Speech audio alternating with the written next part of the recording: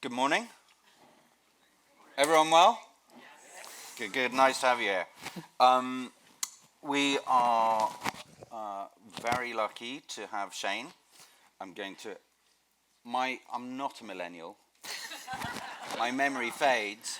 So Shane is an author and a storyteller. Shane has been recognized by the White House, the Prime Minister of Canada, and the UN.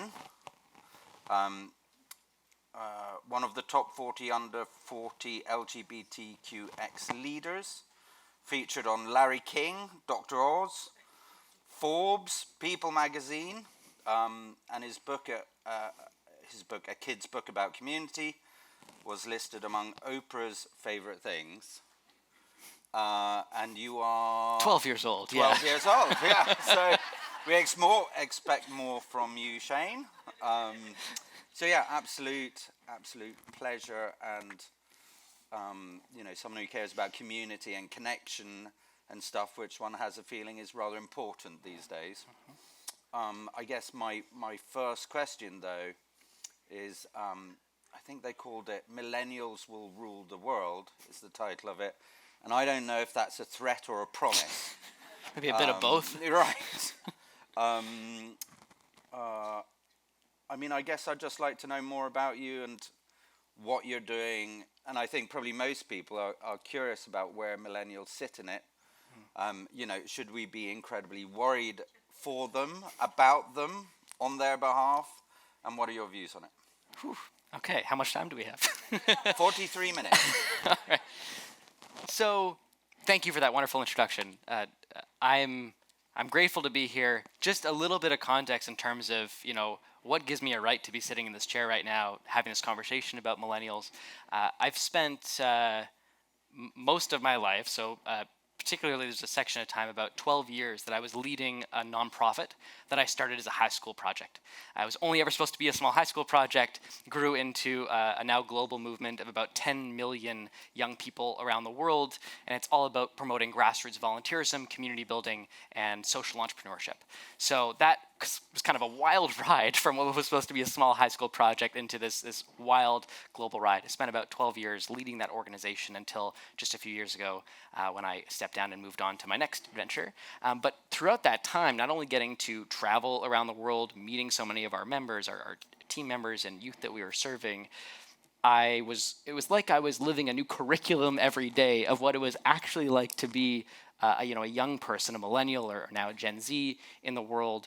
And what I think has become so evident, and in some ways has been one of the most surprising things that I've learned over the course of that journey, is how rapidly things have shifted for this latest generation. Shouldn't really be so much of a surprise, though, given technology, right? If we look at the rise of technology, the innovation we've seen in the last 10 years compared to the previous 100 years, there's a dramatic amplification and acceleration of all that. So similarly, when we look at the generational shift and this striking difference that we've seen between older generations and now young people today, a lot of that is driven by tech. So the simplest kind of metaphor or example that I can use to just further illustrate this picture of this disconnect we're seeing between generations would be, I spent some time actually undercover in a high school, which you chuckle, it was traumatizing, but thank you.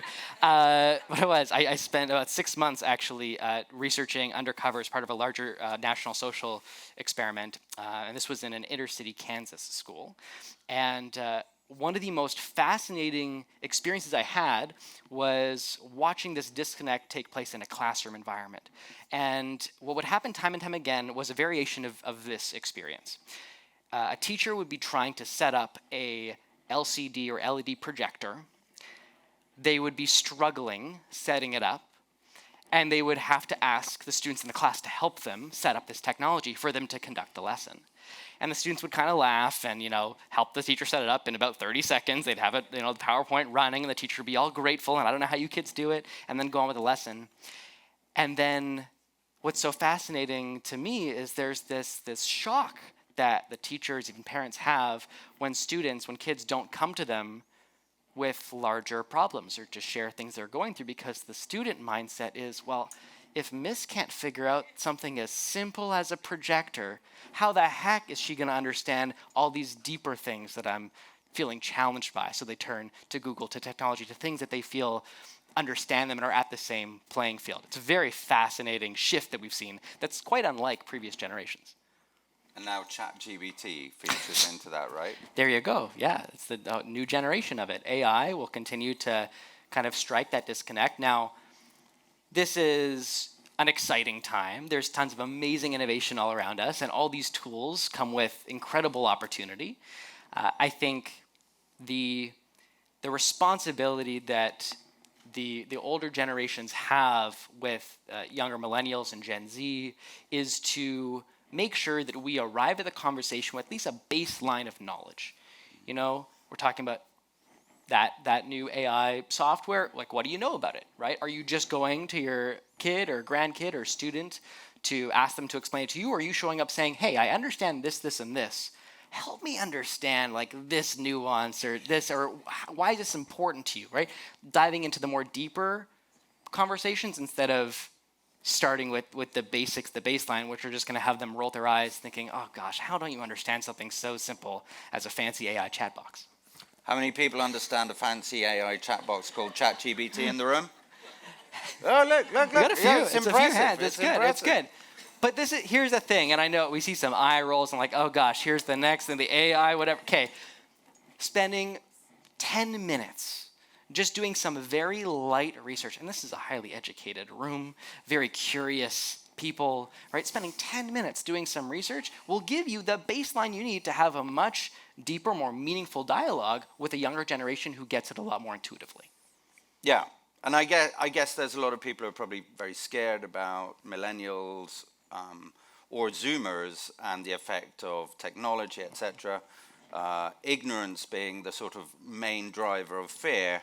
What you're saying is sort of engage with the technology, sit down, ask questions, be curious, and you might be less scared of what it is. I mean, technology, you know, are the new generation completely disconnected? Are they socially isolated? How does that look? Are you concerned or hopeful about the interaction of social or antisocial media and where kids sit today? Yes and yes. Yes. So I have tons of optimism for this next generation. And paired with that is certainly some concern, because it's a matter of the choices we make now will have a dramatic impact on the relationship building skills of the next generation. So you've seen this time and time again, where you have a group of younger people and they're sitting at a table and everyone is on their phones, right? Maybe they're texting each other, maybe they're playing games, we don't know, right? But they're all on their phones. And it is a means of getting hits of dopamine, it is a means of simulating connection, it is deeply, intoxicatingly addictive. You know, these phones are designed to hold our attention as long as possible. My hope, my optimism comes from all the community building research that I've done across 6 continents now, 32 countries, has shown me time and time again, regardless of generation or age, we all are social animals. We are still intrinsically connected to our tribal days. And as human beings, regardless of where we fall on the introvert-extrovert spectrum, we all crave a sense of real human connection with other humans. And we cannot get that genuinely in an online environment. It can simulate it, right? It can kind of give us that hit of dopamine we need, but it isn't sustainable. It doesn't last, right? It's very different. Think about, you know, dating a significant other online forever. Not actually spending time. Now, you might save some fights, maybe, or maybe they'd be escalated. We're not sure, but it certainly would not have the meaningful experience that you hold when you share time and space together in the same environment. What I've seen, and this is especially true with the younger generation, when they have those experiences for the first time, you know, when they're off their phone, when they do meet someone for the first time, when they, you know, go out and they play a sport or they engage in an activity or game and they have some kind of meaningful connection with someone or a group of people offline, it fills them in a much more meaningful way, and they want more of that feeling. So it's almost like finding the gateway drug to community, where you just need to help them get that first hit or those first couple hits, and then it starts to build and accumulate, and suddenly you realize they don't want to spend as much time on their phones. I saw this, so when I was undercover, part of the menu is a stack of paper this big of rules with the school board, as you can imagine, having an adult undercover in high school. But one of the rules was I couldn't have a cell phone. They gave me kind of a fake cell phone that I had so I can fit in. But I didn't actually have a device that I could use. So I'm sitting there at the lunchroom table trying to actually engage in dialogue. And what I realized was, because I was off my phone, these friends that I were making were starting to not spend as much time on theirs because I was starting the conversation. I was talking about the clubs after school and who's auditioning for the school play, and engaging them in a way that perhaps they weren't used to because they were all stuck in that cycle. But you started to see this shift where, oh, this is actually fun to have a real conversation offline and to engage in real activities, and they just need to feel that for the first time, and it starts to grow from there. I think the opportunity and challenge for folks in this room is, how do we help them get that first hit? What can we do to encourage the curiosity and the challenge of them having some meaningful, rich experiences in an offline environment, less as a kind of, this is going to be a tech-free vacation or a tech-free day, and you have to do this, but more as an invitation to, hey, there's this incredible experience, and I think, we should all go without our phones on for this experience and just kind of be there and be immersed in it and let them feel the emotions that come with that kind of opportunity. Yes, because obviously none of us are addicted to our phones. Not at all. None of us spend time on the phones. It's all them. So here, that's actually perfect. So we have a few takeaways already. One is we want to arrive at a conversation with a baseline of information, right? Especially when dialoguing with someone younger than us. We don't want to appear completely clueless. Know something, some kind of baseline something will already give you a huge step up. The other is finding that gateway drug, that first hit into that sense of real community offline. And the third, we're talking about being addicted to phones, of course.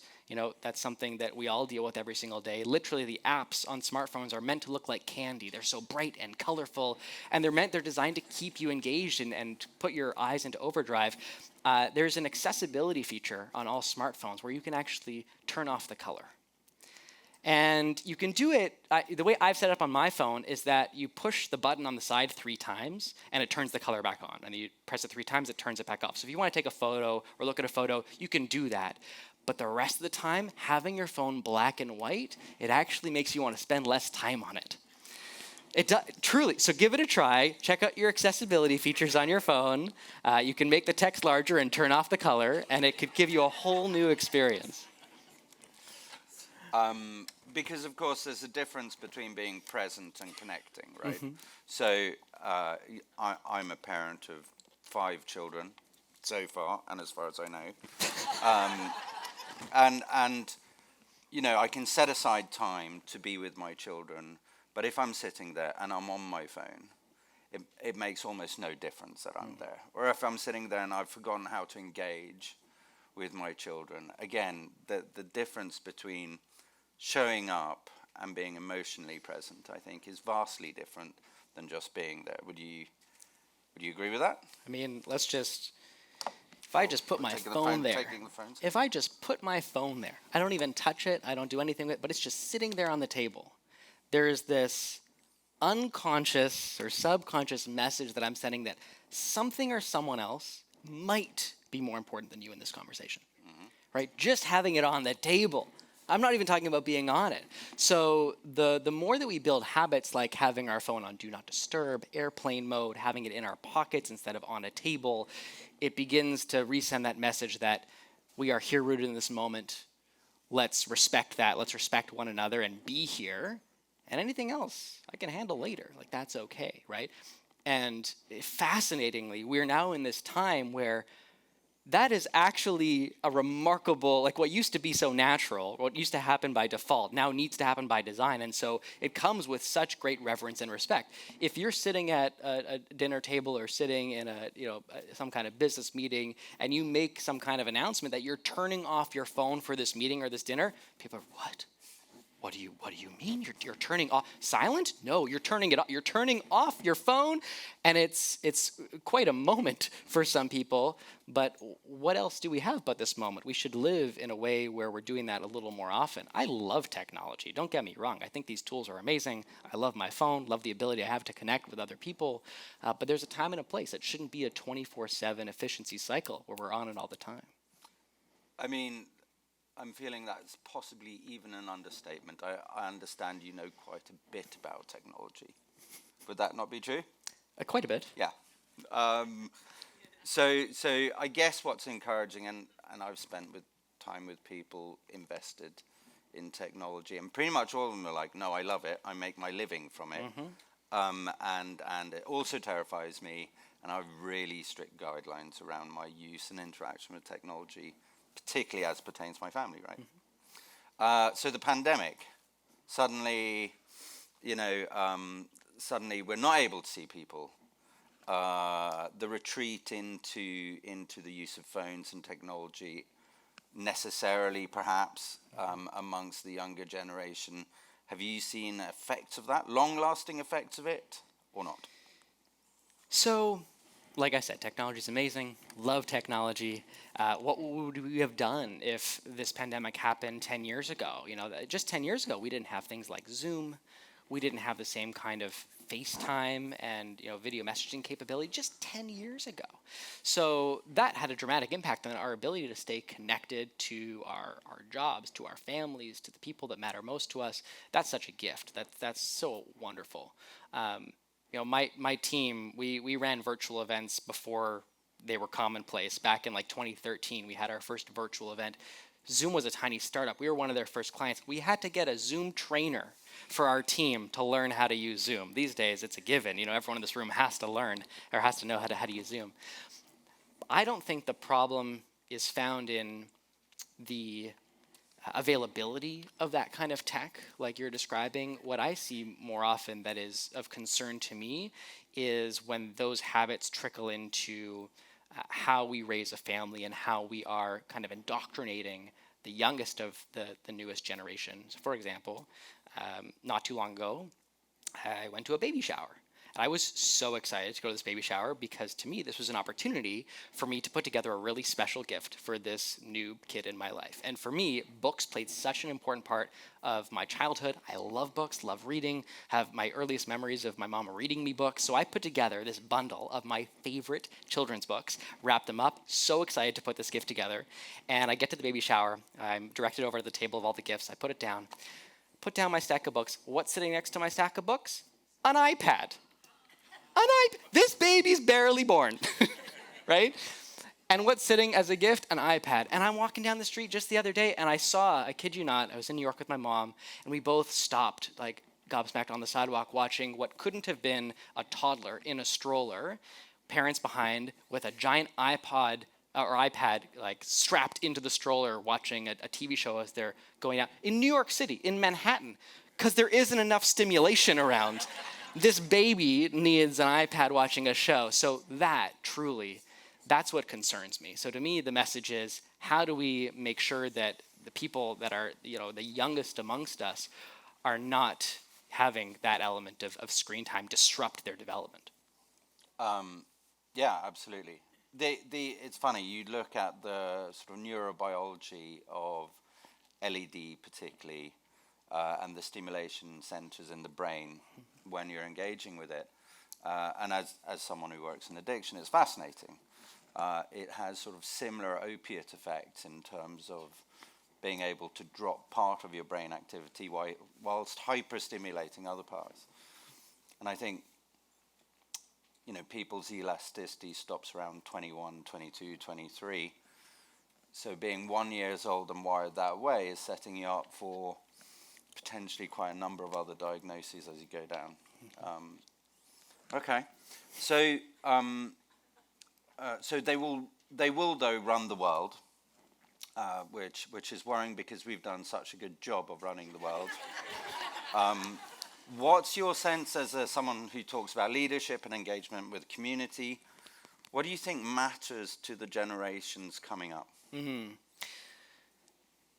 So, and what's interesting, just thinking about what generations pass on to the next, it's not like you were given a rosy perfect world that you were raised in, right? So every generation is given the gift of all the mistakes that the previous ones made.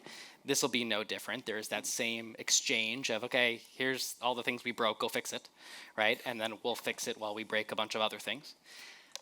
What is interesting with this kind of subset, this new generation, millennials and Gen Z, is that often they're spoken of as these, gangly foreign alien creatures, when really there's a lot more similar to the older generation than we often realize. So, for example, hot on the news the last 12 months off and on has been this great resignation, right? Everybody's leaving their jobs, and millions of people did. And there was just a study done recently in the last few weeks. Hundreds, almost 1,000 employees across the country, various companies were interviewed, surveyed, who left their jobs. And 80% of millennials who were surveyed said they regretted the decision. But what's interesting to me is the reasoning. Most of them regretted the decision because of one of two reasons. They missed their coworkers, or they missed greater work-life balance and respect from their previous employers. So here's a generation that clearly, even though in a fleeting moment they might, give in to, greater benefits, greater opportunity, I want to go be an entrepreneur, oh wait, this is hard, I don't anymore. But what we know now, looking back just at this recent collection of stats, is that it's still about connection, right? I miss the coworker, I miss the people I worked with, and it's hard to make new friends. This is difficult, why did I leave? And oh my goodness, I'm now expected to work even more, and I need to climb this ladder again, and I miss the work-life balance, which really, when we talk about work-life balance, it's another way of saying community and connection, right? Why do we want to be away from work? So we can have meaningful experiences with people in our lives that we care about. So what we're craving is still fundamentally that sense of connection, community. It's what the next generation needs. It's what previous generations needs. It's how we go about achieving that, and the mistakes we make along the way, and the tumbling that's going to be a little different, especially with tech efficiency and things like AI that will just continue to disrupt the way that workforces are built. So thinking about different modalities in which we work, creating environments perhaps more fit for purpose to create the connections that people need. Fit for purpose and fit for connection. Yeah. Right? That's what we see now in this massive work from home era that we're still largely in, where people don't have to go to the office. Maybe they don't even have an office to go to anymore.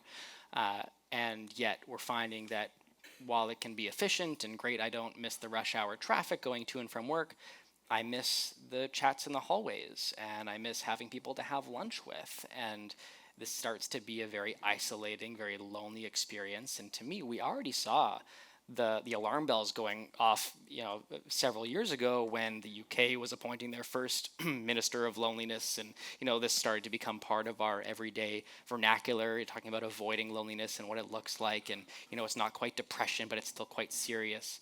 And now here we are trying to look at this age of efficiency and say, well, you don't need to go to an office anymore. You can kind of do everything you do from that little corner in your bedroom, so just stay there all day. And that has its own slew, as you know, of all kinds of mental health challenges.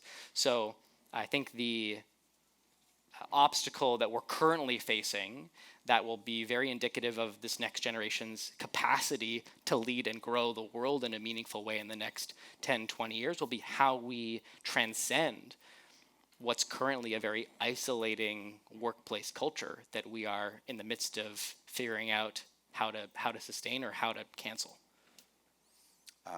Yes, the Brits at the forefront of emotional intelligence there. Well done, England. Okay, I mean, what? If you're open to it, I'd be curious to know what people would like to know. It's probably a rare chance to ask someone in the thick of it.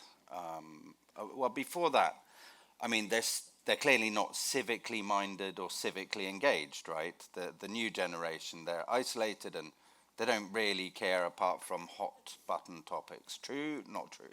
Not true at all. My goodness, we care very deeply.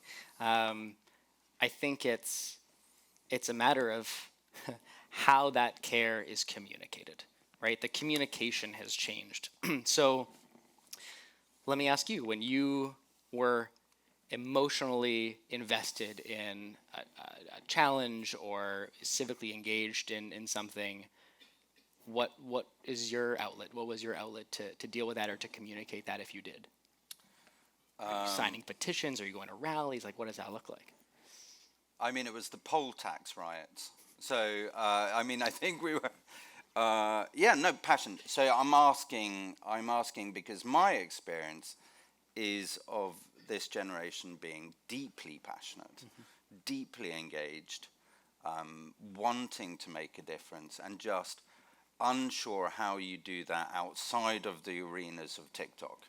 So they're looking, my experience is they're desperately looking for leadership, guidance, and engagement from their elders. Like, how can we get involved? And no, I don't want to do it that way, but I still want to be involved. So I see no shortage of passion, but quite a lot of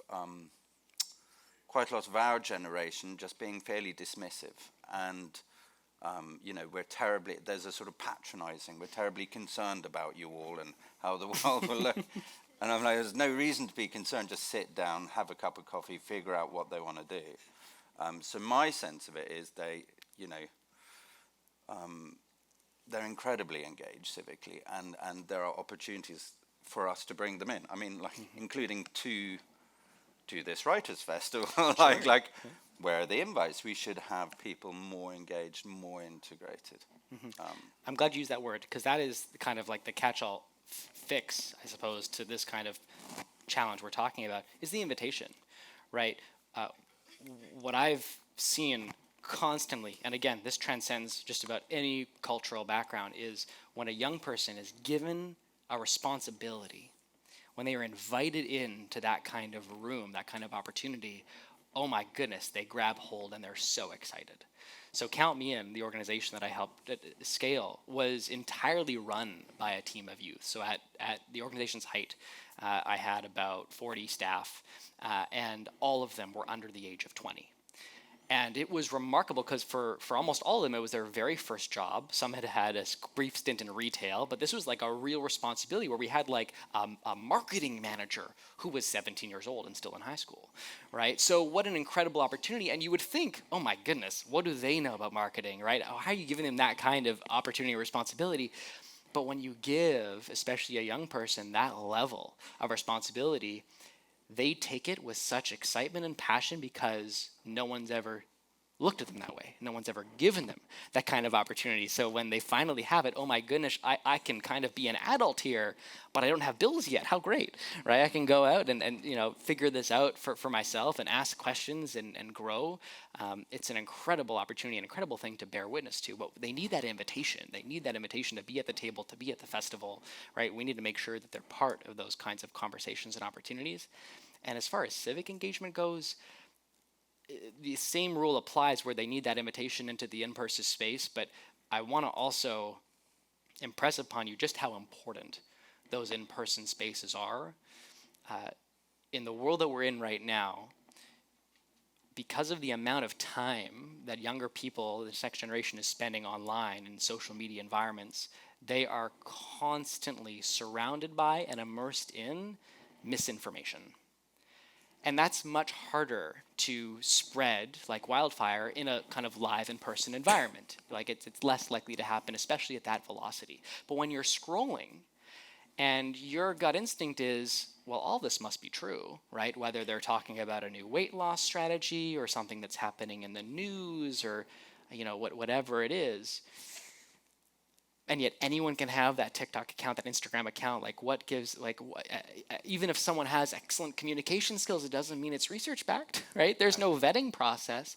So how do we bring those people into live environments like this one where they realize, oh my goodness, that person, published a book and was a professor and is on, TV and, oh, maybe I can trust. So wait, what makes him different than all the people I'm watching on TikTok? Maybe I should start to be a little more critical of where I'm getting my information and where they are getting their information, right? But without that kind of invitation, without those kinds of dialogue opportunities, they're not going to have the same critical awareness that they need, which we've never really needed before, because usually there were all these checks and balances.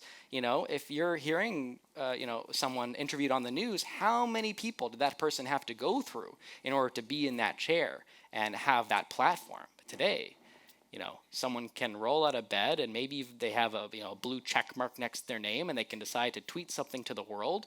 There's no publicist that they're checking in with first, like no checks and balances. They can say anything and suddenly disrupt millions or billions of people's day.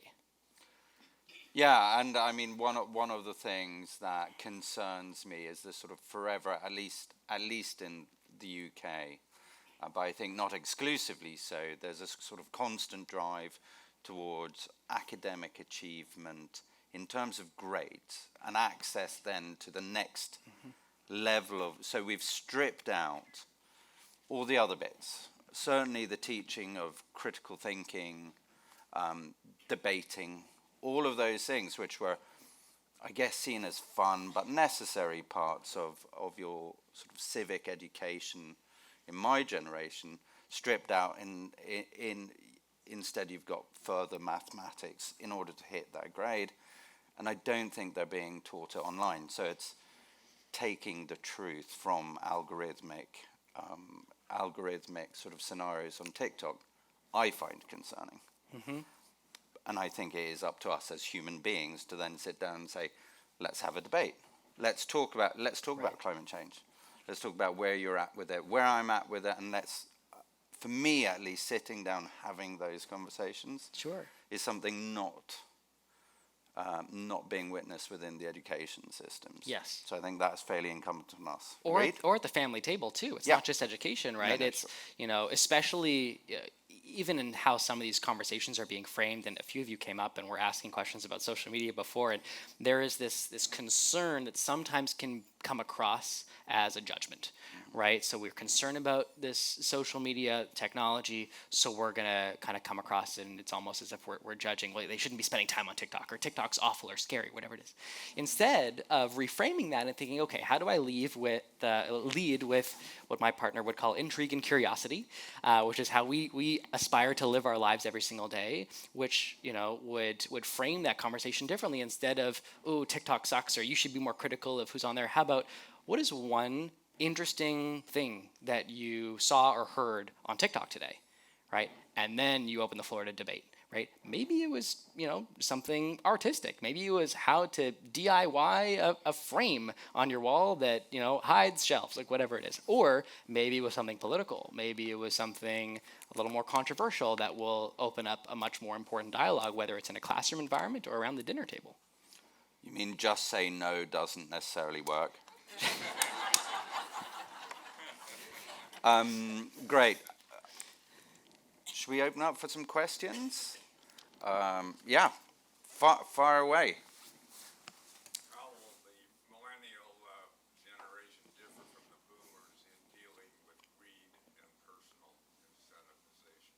So how will millennials differ than boomers Differ in dealing with greed and personal achievement. and personal achievement? I mean, thinking about the world that boomers grew up in, it's a very different era, very different type of wars that are happening in the world. That culturally, you're raised in a very different environment. We're in this age of trying not to sound like cliche, but it is very much this age of meaning and purpose, where there is this craving for impact. And you see it with, when millennials show up at job interviews and they're asked, okay, what's one thing you really want out of this job? And usually it's not pay or benefits. Usually they say something ridiculous like, I want to feel like I'm making an impact. And of course we all do, but the very fact that's being spoken about, that's part of the vernacular, I think is helping with some of those checks and balances when it comes to greed and, I guess, individualization. My concern is that in America, compared to most, if not all, the other countries that I've been to and researched in, it is a little more individualistic here. And so the The challenge and opportunity, I'd say, in generalizing and in much of the United States, is how we can focus more on driving community and a little more collectivism than just individualism. And that can happen in small interactions. It's about the tiny, seemingly insignificant moments that are stitched between the larger milestones and making sure they're rich with connection as much as possible. That's really important today, especially in this TikTok era where people are on social media. Kids are raised to thinking, when I was a kid, when I was little, my dream job was to be a street cleaner driver. That was my dream job. And today you have kids like 4-year-olds that are like, I want to be an influencer, right? I want to be a TikTok star, right? It's vastly different. But when we lead with intrigue and curiosity, when we ask them, okay, what is it about being an influencer? And then their response is, well, I get to, have a bigger voice and people will actually listen to me. Well, why do you want people to listen to you? Well, because I want to be able to help people. Oh, what do you want to help them with? Oh, well, I want people to be healthier. Oh, okay, well, let's talk about the myriad of ways you can, either through a job or volunteering or whatever, help people with their health, right? And suddenly you're helping them bridge that gap to something that's far more meaningful, far more rich, and far less individually minded. I think that's a great answer. And I think, it speaks to the necessity for us to engage with our children, our grandchildren, because almost all of them knew who Andrew Tate was. And I'm guessing most people in this room didn't at the time the stories. And the influence that some of the influencers have on our children cannot be understated. And perhaps staring that through conversation to, okay, this is what Andrew Tate says, but here's an alternative to it. Mm-hmm. Useful? Absolutely. Does that answer your question somewhat? Okay, great. Madam.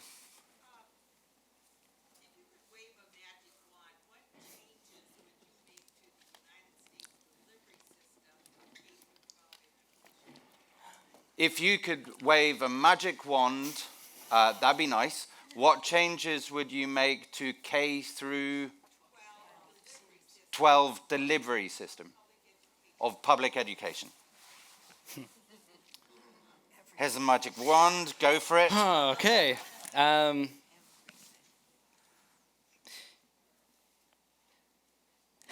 The first thing, and I think this will be fascinating for you to hear, actually, just given your background in psychotherapy, is I believe that there's a component missing of public education that's focused on codependency.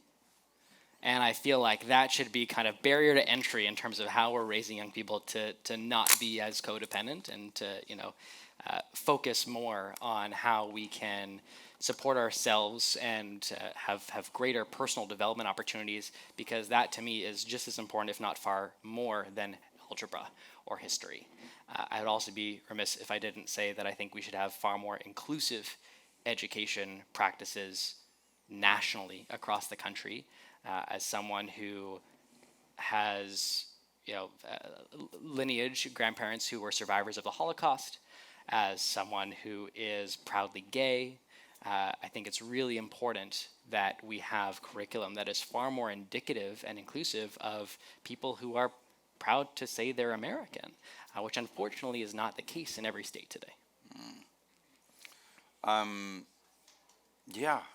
Does that? I mean, I share some of those concerns as well. And on one hand, you've got sort of the rise of automation. Okay, there's going to be much fewer jobs, and then an education system which are gearing them up more and more for those jobs which will no longer exist. I'm like, wait, surely there's a disconnect here between those two things, and a gap you can fill as long as our generation stop this sort of relentless drive towards academic achievement into the positions which will become redundant. Sure. For me, that's a sort of part of it's also the balance of how technology plays a role, right? Because it's not like we're going to have schools where you show up and it's just a computer that's teaching you, right? That's not the world that we're headed into. That's not, at least not in the next 100 years that I could see, right? But it's how do we elevate technology, things like ChatGPT, so that we can get rid of some of the redundant administrative elements and focus more on the personal development, the growth. How does this make you feel? We're already seeing that in many schools where we're kind of seeing these, they call them backwards classrooms, where kids are told to go learn about something, and then instead of silent reading in the classroom, they show up and they actually debate what they've learned about, or they ask questions, or they challenge the material, and that is already seen to be highly successful, right? Let's create a classroom environment where the teacher is less focused on, okay, here are the curriculum things that you need to read and study and memorize, and more so focused on, okay, how does this make you feel? How do you feel like this will impact your life? How have you changed as a person since we read this book, right? How do we actually use that teacher more as a guide through the material instead of someone who's focused more on, here's what you need to memorize to pass the state exam? Yeah, and when I sort of talk to people within recruitment, or they're looking for who to come in, it is much more about, I need someone who understands technology and the digital environment and the digital world, but I need someone who has people skills. And is a critical thinker. And who's a critical thinker and all of that. They're not, there's never been more people graduating from university. There's never been, and that is not the answers I'm getting at. They need to be really good with people. They need to understand the digital environment, digital world, critical thinking, ability to connect. It is all of those things. And I think there are gaps. We should shake up the education system to an extent with that, to do some of the examples you were talking about. Mm-hmm. Great. Madam? I was a 30-year teacher and spent the last half of it teaching middle school chorus. I spent an inordinate amount of time. I love middle school age children, and a lot of you balk because you go, no, you don't like them. You're very happy. But I did. I thoroughly enjoyed my career. I spent probably a third of my time explaining why you had to be a good person and why you had to be helpful to people and learn to get along. And they said, well, you're supposed to teach us music, so why don't you just teach us music? I said, because 20 years from now, you may think it was great that I taught you how to sing in a choir, but you'll realize it was a whole lot more important that I taught you how to be kind, how to be social with people, how to get along in the world. And I get letters from my students that say, you were a great choir teacher, but your lessons for life are what I use all the time. You address that, because I did spend a third of my time teaching how to get along. You know middle schoolers, so you understand. How to get along, how not to be selfish. Well done. So it's more addressing the comment of, from a teacher with who served their time, talking about using half of their time in helping the person become kind and being a good person, and half the time on the academic subject they're teaching. Would that be correct? Comment on it? I mean, my comment on it, look, I'm Victorian. We don't have a TV. We don't have screens. I'm a psychotherapist, and I deal with, young people and mental health. So I may be extreme in it, and our mantra is kindness. I don't. If you're looking for people to admire unless they're kind, they don't come into the equation in our house. But I know I'm an extremist in that. So I'm obviously pro that. Build the character of a person. What we need are people of good values and character and civic engagement. But that's my wheelhouse. I'm obsessive about it. So I just applaud that, and I hope teachers do that, and are given the opportunity to do that by the educational establishments they're in, and without the pressure parents put on you to do something else, would be my comment. Yeah, I mean, thank you for your service, first of all. Incredible respect for teachers. I believe the unfortunately unsung heroes of our country and our world. What I can't help but think about listening to you share, and I've thought of this many times before, but I don't think we ask the question enough. Why are schools important? Like, what's the point in sending kids to school in the first place? How often do we actually think about that, right? What do we want them to get? Do we want them to get that piece of paper? Well, why? Because they're going to get a job? Not necessarily. So, like, what is it really? And really, it's an opportunity for community. It's an opportunity for the kinds of personal development that you're talking about.